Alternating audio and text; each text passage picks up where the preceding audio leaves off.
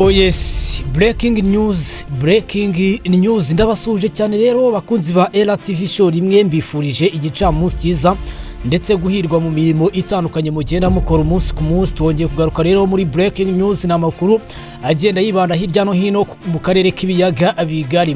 Muri kino kiganiro rero ngira ngo tugiye kujya tubagezaho masaha y'igicamunsi, ndagira tubimenyere ko tuba tugomba kwinjira tukarebera hamwe aho ibibazo by'umutekano muke mu burasirazuba bwa Kongo bigeze.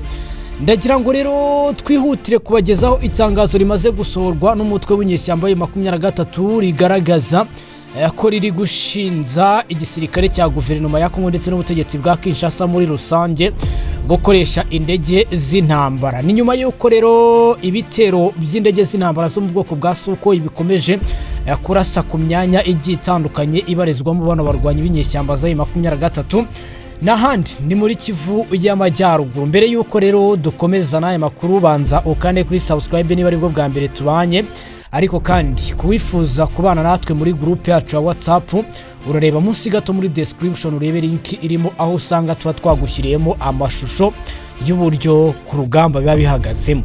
Nibwo rero inyeshyamba za 23 zibinyujije mu muvugizi wazo Lawrence Kanyuka mu bya politiki bamaze kuba batangaza ko ubutegetsi bwa guverinoma ya Kongo bukomeje gukoresha inzira zose zishoboka kugira ngo bagaragaze ko badashaka ibyo kubahiriza iby'amasezerano yasinyiwe Doha muri Qatar y'imbanziriza mushinga yo guhagarika intambara mu buryo busesuye. Igisirikare cya Kongo FARDC rero gikomeje kugaba ibitero ku myanya itandukanye yabarizwagamo inyeshyamba za 23 ni nyuma y'ibitero bikaze by'indege z'intambara z'igisirikare cya Kongo zikomeje kurasa ku birindiro bya 23 n'indege zo mu bwoko bwa Sukhoi 25, indege z'igisirikare zikunze kurasishwa cyane iyo bashaka kwirukana izi nyeshyamba za 23 ndetse no kuzambura imyanya ziba zaragiye zigarurira. Rero nibwo igisirikare cya Kongo cyongeye gukoresha izi ndege zirasa ku barwanyi ba M23 yega.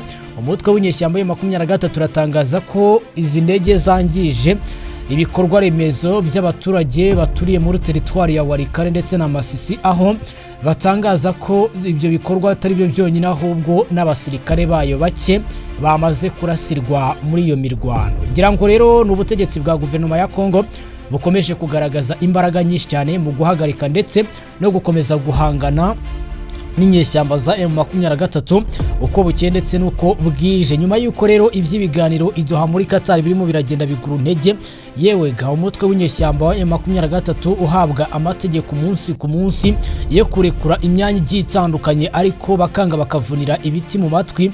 Guverinoma ya Kongo rero nayo yaje guhagarika imirwano by'igihe gitoya cyane, rero ibona ko uyu mutwe ukomeza kugenda ukataza mu gutera imbere, bityo ibi byongeye gutuma igisirikare cya guverinoma ya Kongo gitangaza ko kitazajya gikomeza ngo kireberere gusa, ahubwo nacyo kigomba kujya kirwanaho kigakomeza kigatesha umutwe ndetse kikanambura izi nyeshyamba za 23 ibice bigiye bitandukanye ndetse no kuzibuza gutera imbere cyangwa gukomeza kwa divansinga.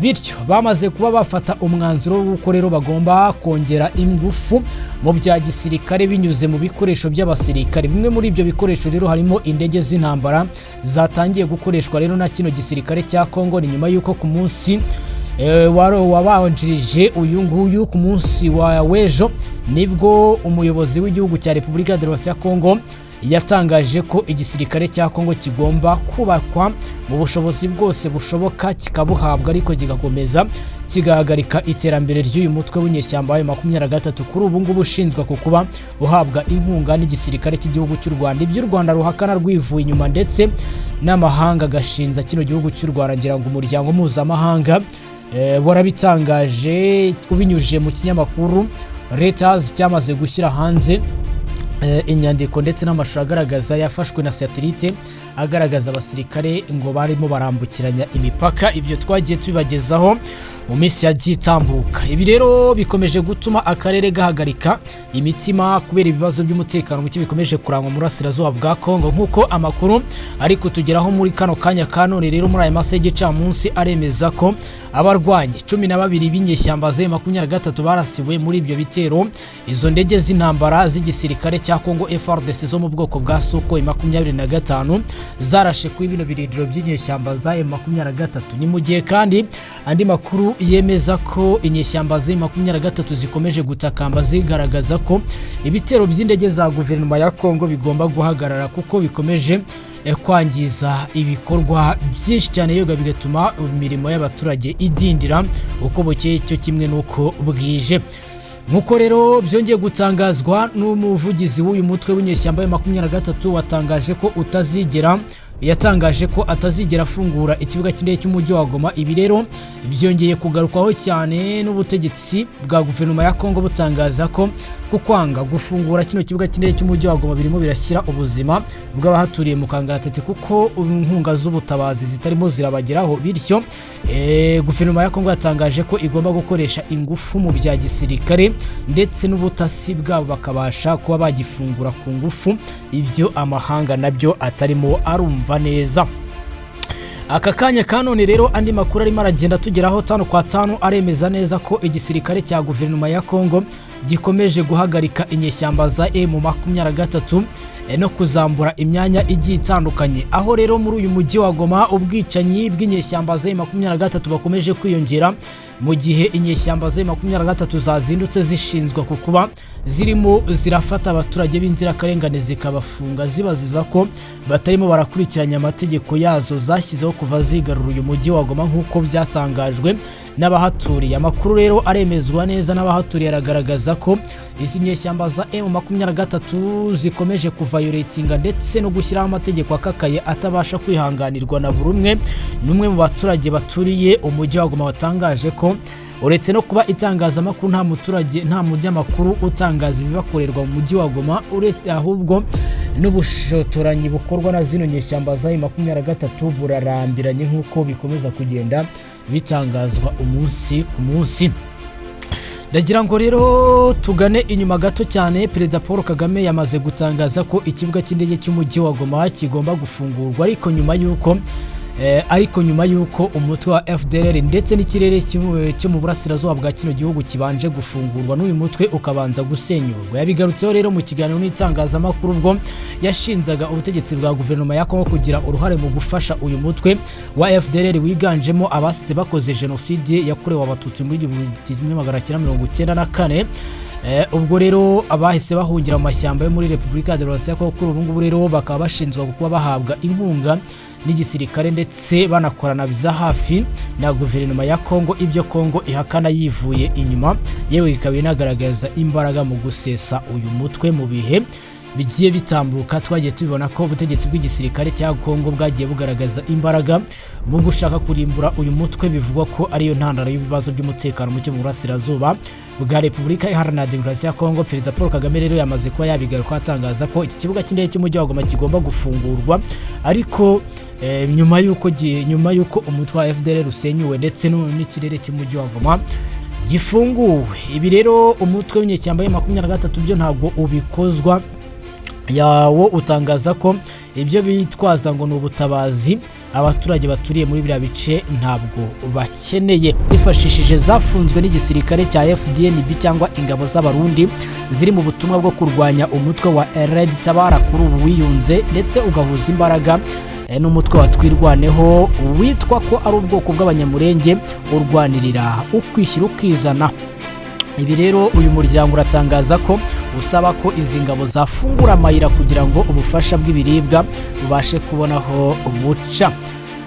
Uyu munsi wa none rero Afurika y'Epfo abantu 13 bakurikiranyweho kwiba no kugirira nabi abitabiriye inama ya G20 mu minsi yatambutse. Polisi yo muri Afurika y'Epfo rero yataye muri yombi abantu barenga 13 mu ntara ya Gauteng nyuma yuko hagaragaye ibikorwa 14 by'ubugizi bwa nabi n'ubujura mu gihe cy'inama ya G20 yabereye i Johannesburg kuva ku wa 22 kugeza ku wa 23 Ugushyingo. Iri tabwa muri yombi rero ryatangajwe na guverineri wa Gauteng Panyanza Lesufi ku wa 25 Gushyingo aho mu kiganiro yagiranye n'abanyamakuru agaruka ku migendekere y'iyi nama ya G20 igihugu cye giherutse kwakira. Guverineri rero Lesufi yavuze ko kubera kamere y'Abanyafurika y'Epfo bitari gushoboka ko iyi nama irangira mu mahoro. Yagize ati mwese murabizi Abanyafurika y'Epfo kubera kamere yabo mbi nta buryo tutari guhura n'ibi bibazo. Ku byaha byagaragaye rero muri iyi nama yavuze ko harimo kwiba telefoni n'imizigo by'abahagarariye Vietnam mu kiganiro mu iguriro rya Cheka Sandton City Mall aho abantu 4 bahise bafatwa ako kanya. Undi muntu umwe rero akandi yafatiwe muri Da Vinci Hotel afite imbunda adafitiye uburenganzira. Muri Mercure Hotel rero polisi yafashe abantu 2 bakekwaho kwiba imbunda y'umupolisi no gutanga amasasu mu buryo bunyuranyije n'amategeko. Ni mu gihe kandi mu gihugu cya Guinea Bissau nyuma y'uko perezida wacyo Ombalo Sisoko afunzwe n'abasirikare ba kino gihugu nyuma yo kumukubita kudeta ku munsi w'ejo tariki ya 26 Puriton, aho rero yafungiwe muri biro ye ndetse n'abamwungirije bose komite imuri hafi bamaze gutangaza ko rero iritabwa muri yombi ry'uyu muperezida ngo ryari rikwiriye kandi ntago baratangaza irengero ry'uyu muperezida nkuko bamaze kugaragaza ko bamutaye muri yombi. Ibi rero umuryango mpuzamahanga w'ibihugu bya Afurika yamaze gutangaza ko ugomba gukurikiranira hafi kino kibazo kirimo kirabarizwa muri kino gihugu cya Guinea Bissau bagakurikirana imitwe ibyo babyise ko ari imitwe yashatse guhirika ubutegetsi yiswe gendarmerie. Reka rero mbashimire cyane muri zino breaking news twadufashe kujya tubagezeho uburyo hirya no hino bihagaze, ariko by'umwihariko murasirazuba bwa Kongo ku kibuga kinini cy'umujyi wa Goma gikomeje guteza impagarara hirya no hino mu karere k'ibiyaga bigari, ndetse ariko by'umwihariko bikagirwaho ingaruka n'abaturage baturiye uyu mujyi wa Goma ndetse na Kivu y'Amajyaruguru muri rusange mu bice byamaze kwigarurirwa n'inyeshyamba za 23.